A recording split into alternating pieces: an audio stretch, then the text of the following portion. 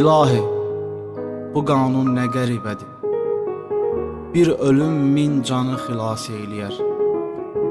Vətəni uğrunda can verənlərə yaradan cənnəti miras eyləyər. Hər kəsə bəyandır bu ki, həmişə şəhiddən cənnətin qoxusu gəlib. Bu vətən nə gözəl laylay deyib ki, bu qədər igidin yuxusu gəlib. Candı şəhid, yaşayan candı şəhid, torpağın üstündəki biricə damcı qandı şəhid. Elə bir rütbədir ki, hər bir kəsə nəsib olmaz. İnsanın alisidir, gör necə insandı şəhid. Nə şərafətli əcəldir, nə ləyaqətli ölüm ki, vətən torpağı uğrundakı qurbandı şəhid. Şəhidin yeri cənnətdir, buyurubdur yaradan. Cənnəti axtaran hər bir kəsə ünvandı şəhid.